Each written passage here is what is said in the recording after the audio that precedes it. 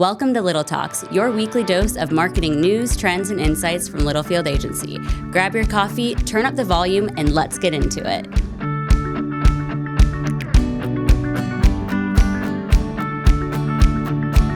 Welcome back to another edition of Little Talks with Littlefield Agency. I am Sam Littlefield. With me is my boy, Roop. God, it's good to see you. I feel like I haven't seen you in ages. Claudia and I were just talking about this. We haven't seen each other in 1 week because of travels. But we did see each other at the airport. Which was very nice. Yeah. Sorry I missed your call. But I got back real quick. Veronica threw a fit.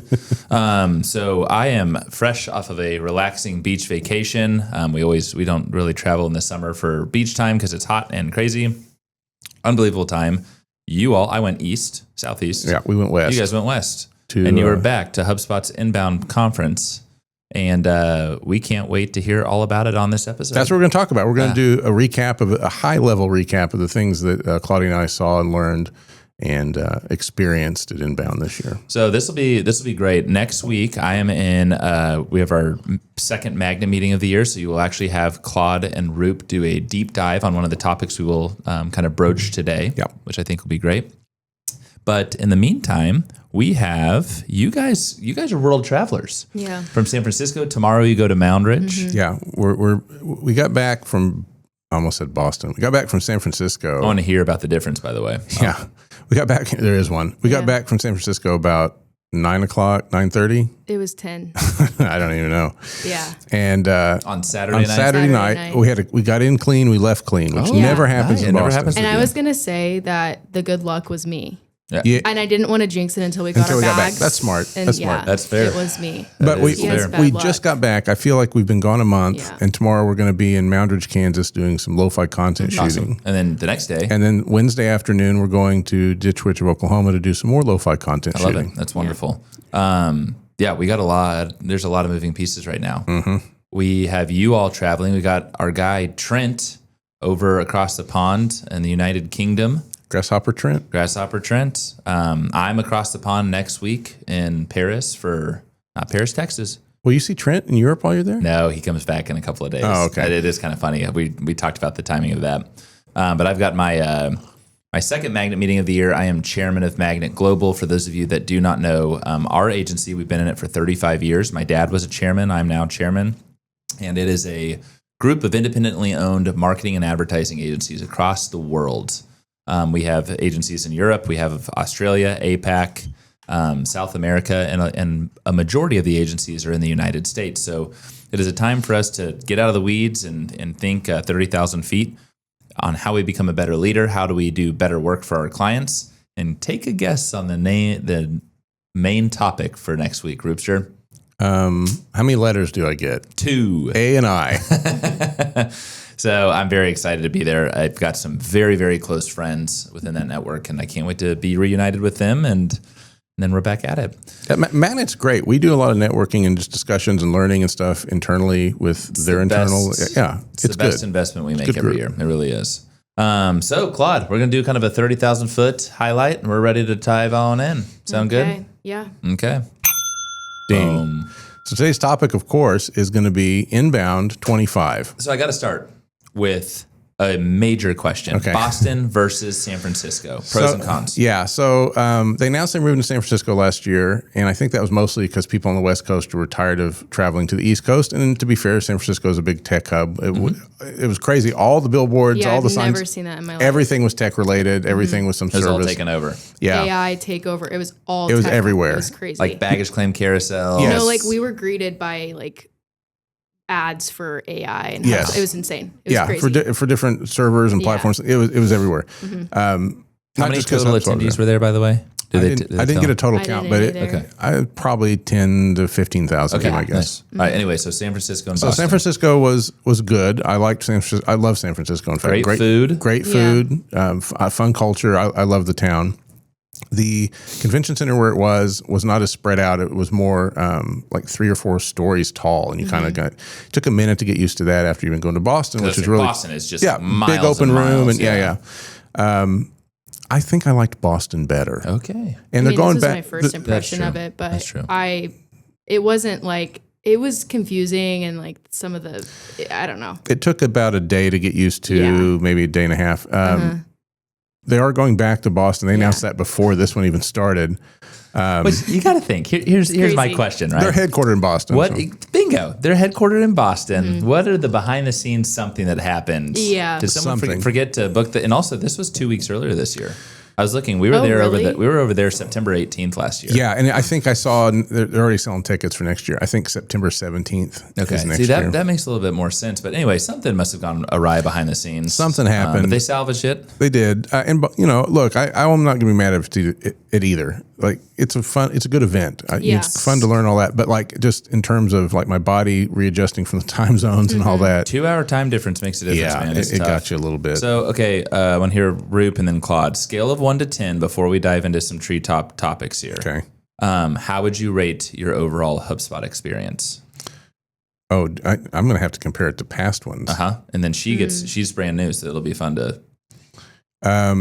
My first year was a 10 because it was new to me. Yep. My second year was probably an 8. Last year I was a 9.5. There we go. And I would say this year was a 9. Okay, nice. Yeah, it was high. Good. Claude? I would say like a 9.8. Okay. My only complaint 0.8. is that there was no water anywhere. Yeah. It was annoying. Like you can't fill up your... No. You can off the fountains, but they like, didn't have bottled water. They had the food prices were crazy. Well, that's and mediocre. Yeah. Well, how much did we pay for our I looked down bowl, our burrito bowl? It was $20 for a burrito bowl. It was $23 for a burrito bowl and $10 for water. Yeah. That's insane. Yeah, the airport prices. It was $8 for a Pepsi can. Yeah. You got a Pepsi can at $8. Listen, the expense report's coming later today. Just brace yourself. That was my only complaint was like the prices were that's so ridiculous. Yeah, also, really for our listeners here, Roop smiles as he goes, expense report is yeah. Dude, I missed you. So I guess that makes up for it. Oh, dear Lord. Go ahead, Claude. What? Were you going to say something else? Oh, and I realized I was on the phone with my mom and I was like, yeah, there's like this really cool like fog. And my mom was like, that's actually like pollution. So you're breathing in pollution. That's why your nose There's is like also dying. fog. It's off the ocean. Carl the Fog it's a great account follow. Instagram. Carl the Fog? Carl the Fog. Well, I felt sick while I was there and then I got back and I was like, I'm that. fine now. And she was like, that's because that's pollution. Okay. Well, That's my only complaint about San Francisco. Okay, so we're excited for it to go back to Boston. Yeah. There's a main speaker that we know and love. Yeah. well, let's save him for last. Save him for last. We got to see the CEO of Anthropic, Okay. Dario, and I never say his last name right. I'm not gonna try it either. Yeah. He was cool. Like he Cool. gave a lot of kind of good insights and like kind of thinking about how they approach AI and what he's excited about. His background is actually he's a scientist, and the things that he's more interested in AI doing is nothing that we use it for. He's all about the medical advancements and like curing cancer with this stuff. So he really believes that it's kind of probably starting to hit a plateau for like marketing and general search and use and things like that, how people use it now. But he thinks the medical advances and the science advances are still not quite there yet. Like he thinks those in the next 3 to 5 years are just going to explode. So like it was interesting listening to him talk. We also got to see Sean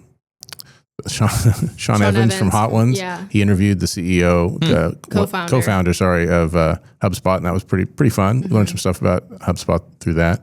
We saw Colin Jost. I saw Colin Jost. She was tired that night.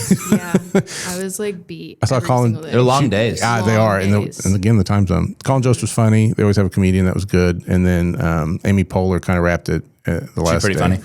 She was not funny. No. Oh. No, she was all business and seemed nervous, I thought. And I love her. It was crazy to see someone that I like adore and think is hilarious. And she seemed like, I was like, wow, like she's a human being. Yeah, she talked a lot about her podcast and the creative process and things like that. Yeah, that's cool. It was Interesting though. Then the guy that we saw 3 or 4 times, at least, our boy, Jay Schwedelson. Yeah, that's I think it might be your boy because Jay Schwedelson sent me quite the video while I was in Florida. Yeah, Jay had a special message for Sam. Let's play that now, Claude. Do you know what sucks? What does suck? Sam sucks. Really bad. Yeah, so anyway, Jay, thank you for that message. However, I still love you. Yeah.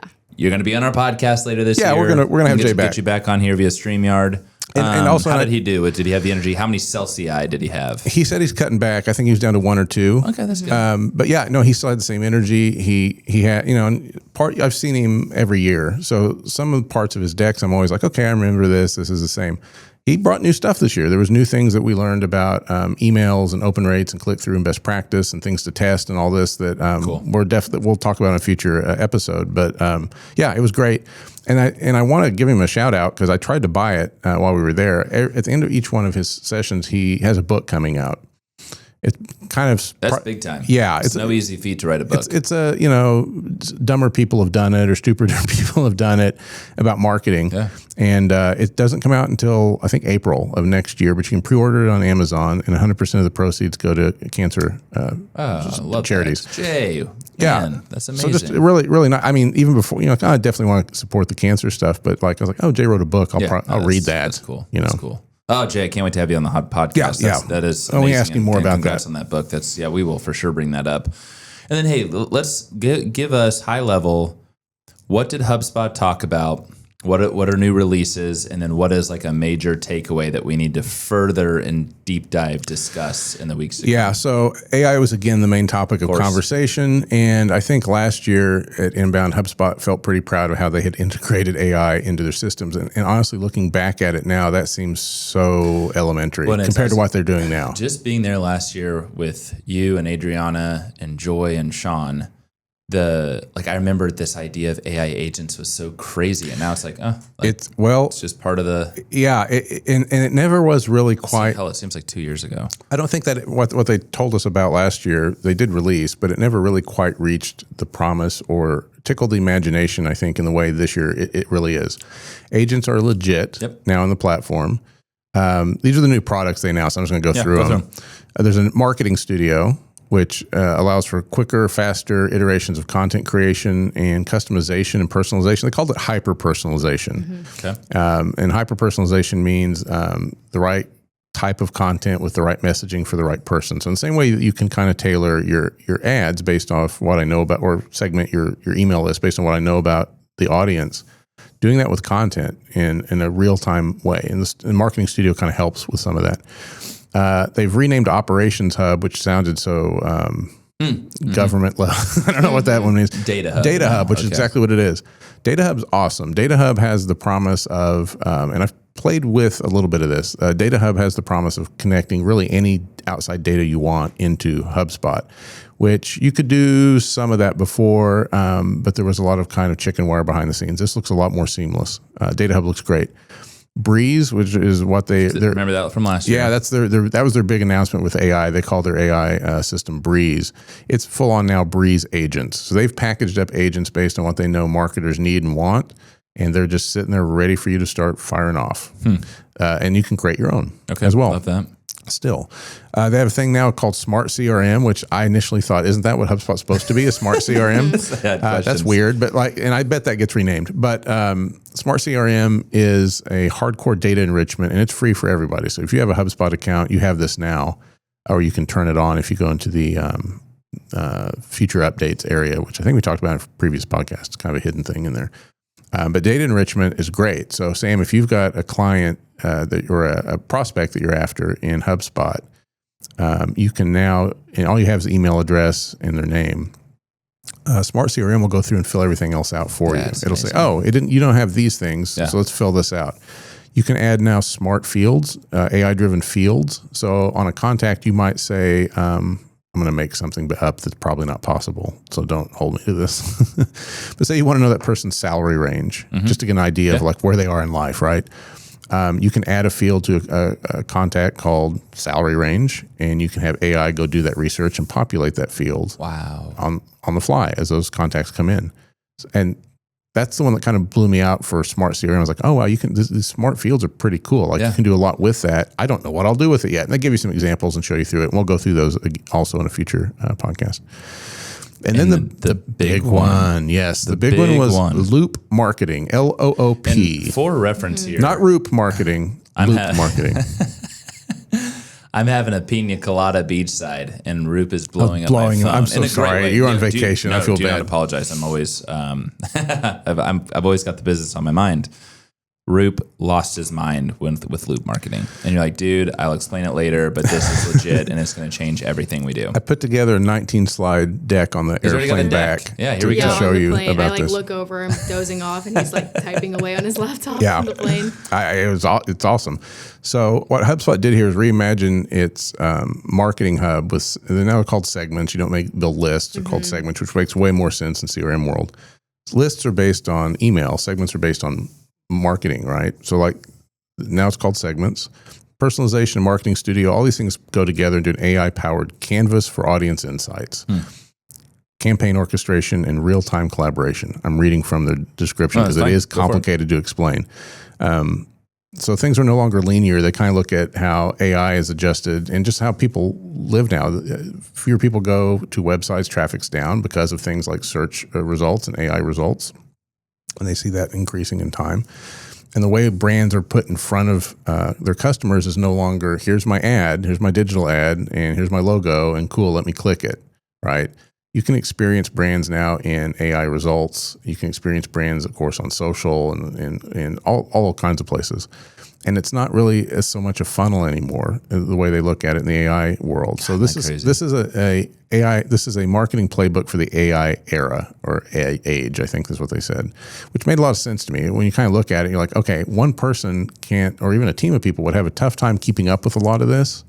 And that's where AI comes in, because you don't need to have a 1,000-person marketing team, and you don't need to have hours and hours and hours dedicated towards that stuff, when you can have AI kind of take some of that weight off and allow you as the human to do the strategic thinking and the direction and the personality and the brand voice and all those sorts of things, the things you want to do as a marketer, right? Yeah. So you just said something crazy that the marketing funnel potentially no longer exists. And I know what you're saying there. Because I remember Chris Kaiser years ago gave a great, the marketing funnel, which used to just be from awareness down to conversion. Now it's nonlinear in the sense of up and down and all around in the sense of paid ads. Yeah. And HubSpot infamously had the flywheel, which it's still kind of relevant here, but the flywheel still that was 2 years ago, I believe. They've had it a long time, but we started talking about it 2 years ago. That thing's kind of flat. The way the loop works is a lot more 3D chess, I think. So we'll talk more about the loop in coming episodes. It's like I said, I already have a 19-page deck to just talk to you about it, but it's cool. It's neat, and it was their big kind of announcement. It's not really. I don't think it's really like, oh, there's a loop platform or loop hub. It's a concept, just like the flywheel or the funnel is. Yeah. And we had this one. We'll have its own episode when you and when I'm back. Yeah, when you're back. Okay, yeah, great. So overall, I mean, how do your brains feel? I always think about coming back from a conference, and at least me personally, I'm rejuvenated, but I'm like, holy smokes, where do we start? Claudia, what do you think? I mean, I'm looking over my notes right now and remembering all the stuff that I was like, oh my gosh, this is amazing. This is awesome. And I'm thinking back on something that Jay said in his last session. The big one. And he was like, you're going to go back and want to immediately start working on everything. And you don't want to get burned out, basically. It's or overwhelmed, right? Overwhelmed. You have to be patient and don't let it go when you leave inbound. So he said to make it a point to have 3 things that you want to do when you get back from inbound. Yeah, I agree. And as I got back today, I'm getting in the groove of getting back into my schedule. I'm going to try and think of 3 things that I can keep it marketing going. studio going to be one. Marketing studio, because you don't want to let it go. That's what he was saying. You don't want to let it go. Yeah, thank you for reminding me that, because I was going to say, no, I'm completely overwhelmed. All I thought about Saturday night and yesterday and this morning was, where do we begin? How do I start? What do I do? I got to turn this on. I got to go play with this. And, we still have our regular jobs to do. Yeah, I know. We have 2 other things we have to do. But it's a lot. And I was immediately fired up. I immediately felt rejuvenated. I mean, this conference always does that to a degree, but I think the summer I've just spent kind of trying to wrap my head around AI and AI possibilities and opportunities. This really put a focus on it and really kind of clarified a lot for me. And it was great. I think I only had maybe 1 or 2, 1.5 stinker sessions. Yeah. That's not It's bad. gonna happen. No, it's Yeah. it's gonna. And I feel like last year there were more stinker sessions. Ye- You were a little. Yeah, I was a little off last year, but this year was pretty good. And Okay. I think that the products that HubSpot's rolling out here are going to have some real impact. Yeah. Well, and I think it's a good reminder. I loved seeing the enthusiasm from you two last week via text and pictures, et cetera. I loved everything you did on social. And it's a great reminder for our clients, for our prospective clients, for you as B2B marketers. These conferences, I've never regretted sending anyone to a conference. Like, you can always learn something. It's always good to get out of the office, to be surrounded by fellow smart marketers from around the nation and the world. And so anyway, it's great to have you back. And it's just a good reminder of, hey, get out there, learn some things. And then what can you do? Claude, to your point, what are the 3 things that I can focus on between now and the end of the year to get going? I don't know how to do it. You're going to have to help me pick 3, Claude. That's great. I trust Claude wholeheartedly. So there's a sneak peek, obviously more to come. You're with Roop and Claude next week, and then you and I will dive into loop marketing the week after. Yeah, next week we'll probably dive a little bit more in depth in the HubSpot product. Perfect. Claude and I will talk to you about that. No, that sounds great. Okay, well, welcome home, you two, and to our listeners, thank you. As always, hope you have a great week. We are second week of September. Here we go, baby. Crazy. Crazy. It's Insane. bananas. Okay, awesome, Roop, brother. I'll see you soon. Thanks. Thank you all. Bye-bye. Adios. And that's a wrap. We hope you found a spark of inspiration for your marketing strategy. Don't forget to subscribe and follow us at Littlefield Agency to keep the conversation going. Catch you next time.